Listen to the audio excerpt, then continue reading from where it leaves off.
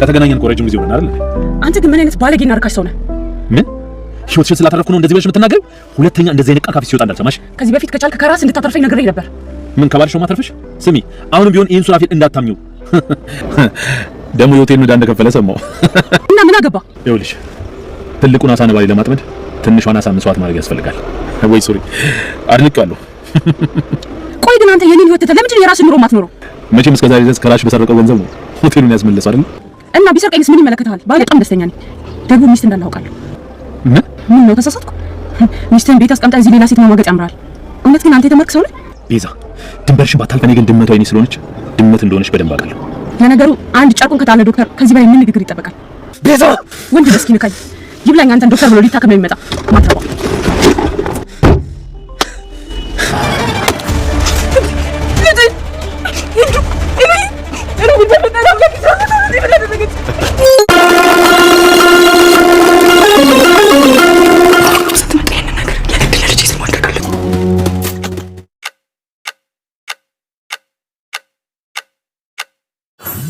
ሳሮን ያላሰበችው ትልቅ ችግር ገጠማት። የተረገመ ዶክተር ሱራፌል ጋር ተኝተሽ ቪዲዮ እፈልጋለሁ ብሎ አዟታል። እንዳታውም እንኳን ደግሞ በልጁ አስፈራርቷታል። ሉሲ የተፈጠረውን ነገር ሁሉ ለሱራፌል ስትነግረው ሱራፌል ሀብትና ንብረቷን ለቤዛ አስረክቦ ሻንጣውን ጠቅልሎ ሄዳለሁ ብሎ ወስኗል። ሳሚም ከልቡ እንደተጸጸተና ንብረቷን በስሟ እንዳዞረላት ለቤዛ ሲሰማ ምናልባት እኔ ተሳስቼ ይሆን እንዴ ብሎ ሳሚም እንግዲህ ግራ ገብቶታል ከማን ጎን እንደሚሆን። ቤዛና ዶክተሩ ተገናኝተው ነበር። ቤዛንም አስፈራርቷት ቤዛም ሚስት እንዳለውና ሚስትህ ጋር አርፈህ ተቀመጥ አልበለዛ እኔ እንደሌላዎቹ አልፈራህም ብለዋለች። ቤዛንም ለማነቅ ቢልም ነገር ግን አልቻለም። አሁን ግን አልለቅሽም ብሏል።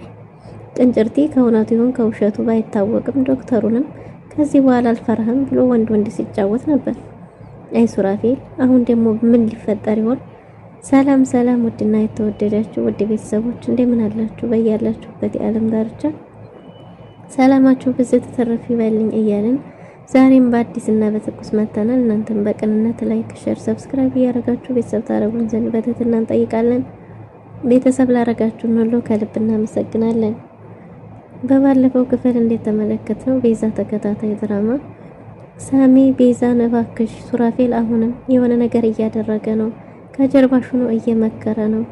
ስለዚህ ሱራፌል በጭራሽ ሊመከር አይችልም፣ ሊማር የሚችል ሰው አይደለምና ራስሽን ጠብቂ፣ አሁንም ከሌላ ገዳዮች ጋር ሲያወራ ሰምቻለሁ ብሏል ቅንጭርቲ። እና ቅንጭርቲ ከባድ የሰማው ሚስጥር አለ። ሱራፌል እንግዲህ ተብሎ ወደዚህ ቤት ተልኮ በመጣ ጊዜ ስለዚህ ከሌላ ሰው ጋር ሲዶልትልሽ ነበር ቢላትም አንተ ችግር ከሱራፌል ጋር ምንድነው ብላ ከሳሚ ጋር ወጣልኝ ስትለው ሱራፌልም ድንገት ገብቶ ምንድነው የተፈጠረው ብሏል። ሱራፌልንም አንተ አስመሳይ ነህ፣ ስታቀርበኝ ቀርቤህ ነበር ብሏል። ሱራፌልም እኔም መልካም መስለኝ እየቀረብኩህ ነበር፣ ግን ስህተት ነበር መቅረቤ ብለው ተደባድበዋል። ሱራፌልም ሳሚም ሁላቸውም እኩል ተደባድበዋል። ሱራፌል ሳሮንን የነሳሚ ሰው ናት ብሎ ስለሚያምን በቃ ትውጣልኝ ወግጅ ከፊቴ እያላት ነበር። ለማስወጣትም ወስኖ ነበር። ታዲያ ምን ዋጋ አለው? እና ሳሚ ከስንት ድብድብ በኋላ ወደ ቤቱ ተመልሷል። ሱራፌልም አሁን ትጠረጥርኛለሽ አይደል አታምኚኝ ቢላትም እንደምታምነውና በዚህ ሰዓት ከሱ ውጭ ማንንም ሰው ልታምን እንደማትችል ቤዛ ደጋግማ ነግረዋለች። እናም ሱራፌል እንግዲህ በዚህም የተነሳ በጣም ተናዷል። ቤዛ ከቤት ወጣ ዶክተሩን አግኝታው ነበር። ዶክተሩንም አስጠንቅቀዋለች። ከአጠገቤ እራቅ ብትለውም ያገዳይ ባልሽ መልሶ እንዳይገልሽ ብታቂ ነፍስሽን እያተረፍኩልሽ ነበር፣ ከጎንሽ ቆሜ ነበር ቢላትም ገዳይ አንተና አንተ ብቻ ነህ፣ ካንተ ውጭ ሌላ ማንም ሰው ሊገለኝ አይችልም፣ ስለዚህ እባክህ ተወኝ ብለው ነበር። እነሱም በጭራሽ እኔ ምን አደረኩ? ነፍስሽን ላዲን በሞከርኩ ሀብትና ንብረቱን አጠቃላይ በስሙ አድርጓል። አሁንማ የሆቴሉን መዲያስ ከፍሏል አሉ ካንቺው በሰረቀው ገንዘብ ቢላትም ታዲያ ቢሰርቀኝ ምን ችግር አለው? ባሌ እኮ ነው። እኔ ስላንተ የማላቅ ነው እንዴ የምመስልህ? አንተም ብትሆን እኮ ሚስትህን ቤት ቁጭ አድርገህ ምን ለማድረግ እየሞከርክ ነው? አርፈህ የራስን ህይወት ኑር። እንዲያገባህ የማላቅ ነው የሚመስልህ? ሚስትህን ቤት አስቀምጠህ አንተም ብሎ ዶክተር ባንተ በአንተ የሚታከሙ ሰዎች አሳዘኑኝ። አንተ ተብሎ ዶክተር የሰው ነፍስ የትንኝ ያህል እንኳን የማይከብድህ ብላ የቻለችውን ያህል ዶክተሩ ጋር ዲብ ዱላ ቀረሽ ጸብ ተጣልተዋል። ይህም ብቻ አይደለም፣ አንተ ጋር ስናድግ ከልጅነታችን ጀምሮ እስካሁን ድረስ አንተን አለመውደዴ ትክክለኛ ውሳኔ ነበርም ብላ አረጋግጣ ነግረዋለች። ዶክተር ሮቤልም ባክሽ ተይ ዝም በይ ቤዛ ቢላትም ከማን ጋር እየተጋፈች እንደሆነ አታቂም ሲላት ሌላዎቹን ቢፍሩ እንጂ እኔ አልፈራህም። ቅንጭርቴን ቤት ልከህ ባሌ ልታስገድል የነበረው ምን አስበህ ነው? ምን ፈልገህ ነው? የሰው ነፍስ ላንተ እንደዚህ የረከሰው ለምንድን ነው? ሁሉንም ነገር አውቃለሁኝ ብላ ነግረዋለች። ሁሉንም ነገር እንደምታውቅ ሲያውቅ የበለጠ ተናዱ ሲጣርጌ ነው የምገልሽ ብሎ እጁን ቢዘረጋም ግን ጨክኖ ሊያንቃት አልቻለም። እናም የራስ ጉዳይ ብላ ከዚህ በኋላ ግን ሌላ ማንም ሰው ሳይሆን ያንተ ጥላት እኔ ነኝ ጥላትህ፣ እስቲ አንድ እርምጃ ሞክር ከዛ በኋላ አሳያለሁ ብላ ተፎካክረው ተለያይተዋል። ዶክተር ሮቤልም ቤዛ ገልሻለሁ አንቅሻለሁ እያለ ያው የተለመደ ፉከራውን ተያይዞታል። በሌላ በኩል ሳሚ ቤዛን በምን በኩል ነው ማዲናት ማስጥላት ምን ባረግ ነው እያለ እየፎከረ ነበር። ቅንጭርቲ ጋር ተጣልተዋል። ቅንጭርቲ አንተ መች ነው የምትለወጠው? መች ነው የሱራፌል መቀየር የሚታይ? መች ነው ብላ ሲጨቃጨቁ ነበር። እናም እባክህ አርፈህ ተቀመጥ፣ እባክህ እነሱን ለራሳቸው ለፍቅራቸው ተዋቸው አይታይህም እንዴ ብትለውም የአንቺ ከሱራፌል ነው የምትሆኚው ከኔ ቢላትም ሱራፌል እውነት አለው እኔ ከሱራፌል ነኝ ስትለው እንግዲህ አስውጭልኝ ብሏት ነበር። በገዛ ቤት የሙጭ አልከኝ ብላ ከቤት ወጣ ሄዳለች።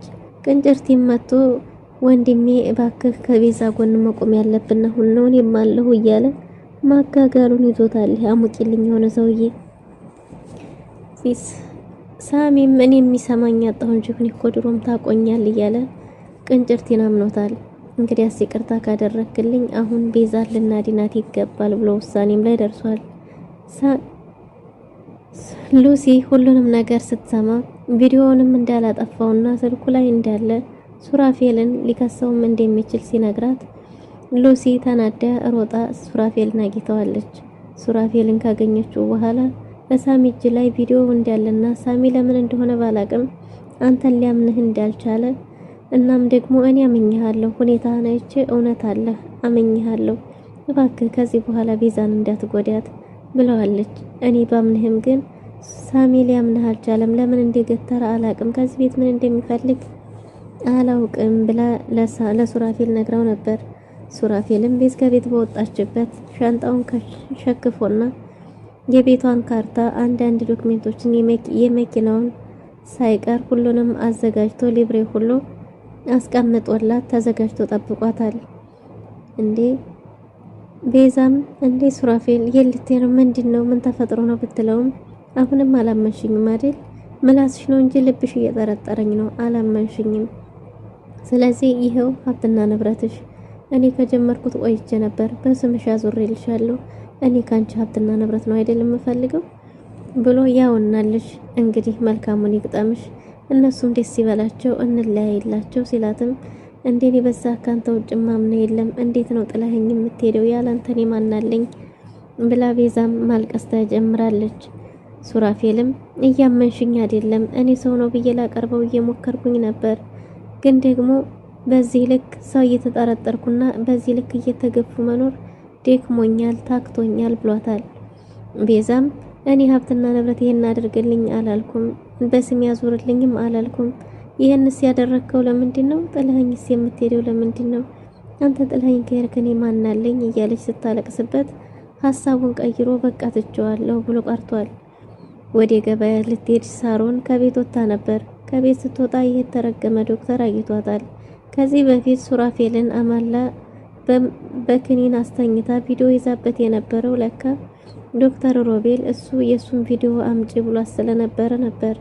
እናም ያንን ደግሞ ሱራፌል ብሩን ሲከፍላት ቪዲዮውን አጥፍታ ስለነበረ አሁን እሱን ቪዲዮ ካልሰጠሽ ብሎ ሲይዛት እምቢ ካልሽ ደግሞ ልጅሽን እስከ ወዲያኛው ሸኝልሻለሁ፣ ወይ ከልጅሽ ወይ ከቤዛ ወይ ከሱራፌል ምረጭ ብሏታል። እነዚህን ሰዎች ተዋቸው፣ ምን ቢያረጓችሁ ነው ይሄ ሁሉ ሰው?